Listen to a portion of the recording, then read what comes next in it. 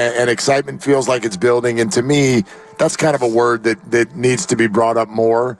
Look, the Warriors are trying to win basketball games. They're trying to maximize Steph. They're trying to conduct themselves in a good way as a basketball team. That stuff's all like the standby. There's another aspect to this, though, in my mind. When we talk about, for example, a Paul George and a 4-year max contract, even those of you who right now here today are like, bad idea. Don't do that. He can be 38 years old. He's been hurt a bunch of times. Max contract, 38 years old. What are we doing?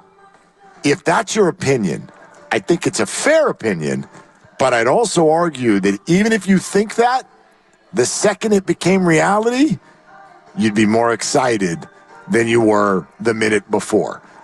This is about creating excitement, not just making the roster better. I do think that in the backroom conversations about this, the Warriors are aware, Joe Lacob is aware, we've got to get better, but we've got to get more interesting. We've got to create new excitement. Part of these legends being on this team, we love them. Everyone has wanted them to finish in this jersey, but at the same time, it forces it to be like it's the same group every single year. And I do believe that a good, healthy portion of the fan base has arrived at a time where they're really ready for something fresh as far as a preseason storyline. Yes, and I do think a lot of the fans are pointing at Klay as the one that is not only most likely to go, but maybe the one that they most want to go. And Draymond was a guy last offseason that many fans wanted to see moved off the team, and some fans still do, but he's going to be here for 3 more years because he's under contract, and they're not trading Draymond Green as long as they have Steph Curry still on the team. So I do agree with you about the excitement, and I'm somebody who thinks that the Paul George max contract would be a bad idea, but it would also be very exciting to see PG-13 as a Golden State Warrior if they allowed him to wear that number. I know Wilt had the number, so it's probably retired, and so he won't be able to keep it unless they make a special move. That I think it's a bad move to give him the max, but it would be exciting. I want to circle back to let you sort of reiterate to everyone why you think it's a bad idea, but first to pass along yet another signing. And again, all of the signings right now are only going to be players returning to their own team because we are not at a period yet where you can sign elsewhere. But Nick Claxton will sign a 4-year deal to return to the Brooklyn Nets, $100 million. So Nick Claxton gets something in the neighborhood of the Draymond Green contract at $25 a year. Pretty good. Yeah. Good money if you can earn it. Nick Claxton, 4 years and $100. So, yeah, and that's where Klay Thompson could be re-signed right now. Teams can re-sign their own right now, but you mentioned it before. It feels like there's a stalemate in talks, and whether or not an offer has ever been made or not, right now there's no offer on the table for Klay Thompson. Yeah, well, Claxton was going to be an interesting free agent. It's certainly a name I heard some Warrior fans dream about because of his youth, because of his height. Nick Claxton is not going anywhere, and that after the Nets were able to, and I don't want to use the word unload, he's a good player, but after the Mikal Bridges move yesterday, and the acquisition of a ton of picks. Right. I mean, a ton of picks. And if you're the Nets, you got to have somebody play basketball for you. Somebody's got to play basketball. Play. They don't have to be good players, though. No, you'd almost rather them not be. Yeah, there are teams doing the no good players thing. Yeah. There's a few of them out there. For sure. I went to a game that Charlotte played in this year. Jeez. They don't have good players on that team. No, and eventually they will. I mean, if you acquire, well, you're hoping to be like OKC where you're not good for a while, and then you acquire picks and you get good, and San Antonio has been that team for 5 years. We talked about it yesterday. Back-to-back 22 and 60 seasons. And now they've got Wemby, and they've got high picks again today in the lottery. So if you're San Antonio, the future looks pretty bright.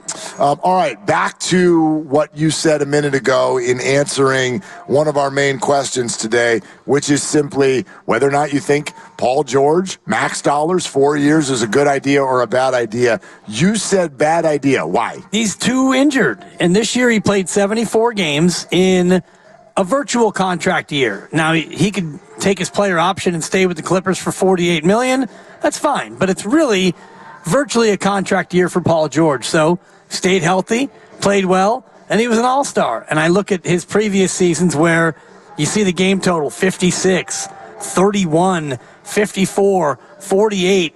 This is a guy, and I think Steiny had the percentage. I think he's missed 35% of the games over the last 5 seasons, and that scares me from a guy who is just getting older. I know every player is getting older, but this is a guy who's had a number of injuries, some catastrophic, some ordinary, but he feels to me like a guy who's always hurt. So you're going to give a max contract to a guy who, maybe isn't going to be available, and you've got a team that's already old. Yeah, I hear you. I could rebut that, though, by saying he's been an all-star 3 times in the last 4 years. He just completed his best three-point shooting season in his career.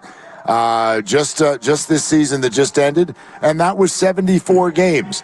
Is that all the games? No. Is that essentially all the games? Yeah, that's a healthy season. Yep. You take 74 games from Paul George, and again, the reason I think good idea is because in my mind, I'm going to split this into 2 different things.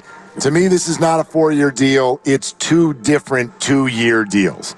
And I would argue that maybe one of them is potentially bad, but the first one would be very good.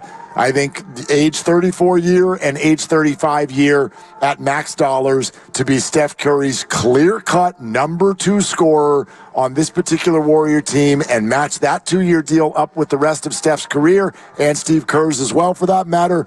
Very good idea. Now, what happens after that? Well, there are so many questions to answer.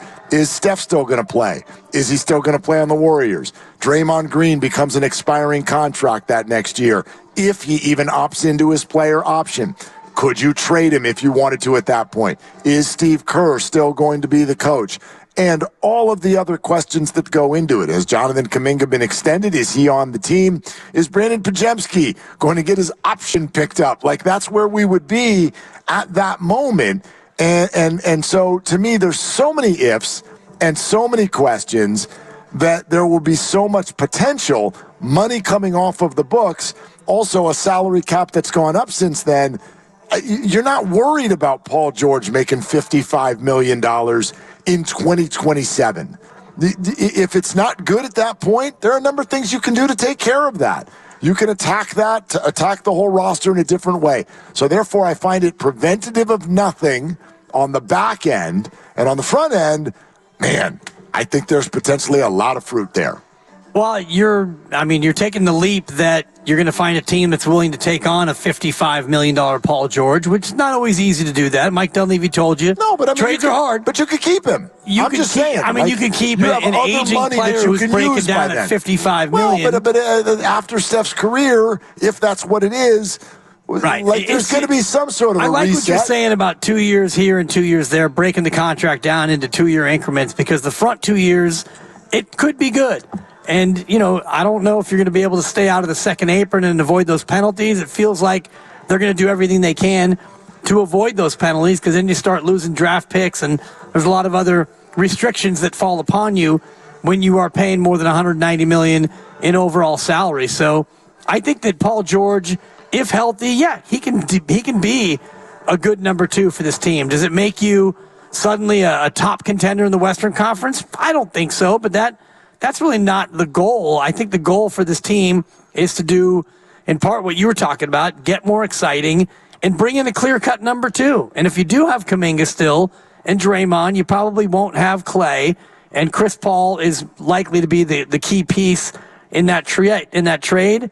Are you more exciting? Sure. Are you better? Absolutely. Are you better enough to be a real NBA Finals threat? No. If everything goes right, maybe. Yeah, but I don't think so. And there's other moves to be made on the roster as well. It wouldn't be that all only on its own. But there's also something that you and I both said there that I think is a key thing to highlight, and I found it to be one of the big problems with the Warriors roster last year. I know that, like, for instance, when Larry sits here with us and he talks about the specific needs, our backcourt defense needs to be better. We need a scoring big. That's the specifics. Let me go on something that's a little bit less specific. I thought it was such a huge problem that the Warriors had no clarity and definition in terms of who their second option was. that was a revolving door. Sometimes it was Kuminga. Sometimes it was Clay. Sometimes it was Wiggins. Sometimes it was TBD. It was Podziemski or others who, and I'm not saying the second leading scorer has got to be the same person every night. Guys are going to have great nights and off nights and all of that. But as far as what's our option when we come down the court, who are we trying to go to? How are we building our offense? The arrival of someone like Paul George, it doesn't even have to be Paul, would provide some clarity in how you're attacking a defense, I think, a little bit better than last year's team. Absolutely. In last year's team, you had one of your best players unavailable for almost a third of the season because he had self-control issues, and Klay Thompson was not good for the first couple of months, so he couldn't be the second option, and Podziemski came in and played a lot more, and TJD later, and then Kuminga was your number 2 for a long time. So I do agree with that. And also, your wing defense gets better with Paul George. If you still have GP2 on the ball and you lose Klay Thompson, but you still have Wiggins, and I guess theoretically you'd still have Kuminga. Maybe you wouldn't have Wiggins. Maybe he's a part of the Chris Paul trade. That would be what brings back Paul George. But even if you took out Klay and CP3, and you took out, Wiggins, I think your defense still would be solid. How's this grab you real quick? And this is from Shams, and he made this report just a short time ago. He said, quote, "I'm told Jimmy Butler will not be signing an extension with the Heat or any other team ahead of his opt-out into 2025 free agency." So now the Jimmy Butler conversation, I would think, at least evolves a little bit into knowing that if there's an acquiring team for Jimmy Butler, it's 1 year. That's it. 1 year. It's certainly, like my immediate read on this is that makes the trade return, if there is one, go down. You're not going to give up too much for 1 year of Jimmy Butler. Right, and it's an interesting one, too, because he's making 48.8 next year, and then it's a player option for 52.4. So if you do acquire him, then you're either hoping that he opts in or praying that he opts out. Right. Because, if he comes to your team and he's not playing great and it's not working out, well, then now you're going to be stuck with him for 2 years and $100 million. I do think that Jimmy Butler becomes more of a trade deadline target next year. If Miami's season isn't going great, and if he continues to be at odds with Miami's front office, maybe you get to February and you decide at that point that you're going to trade him.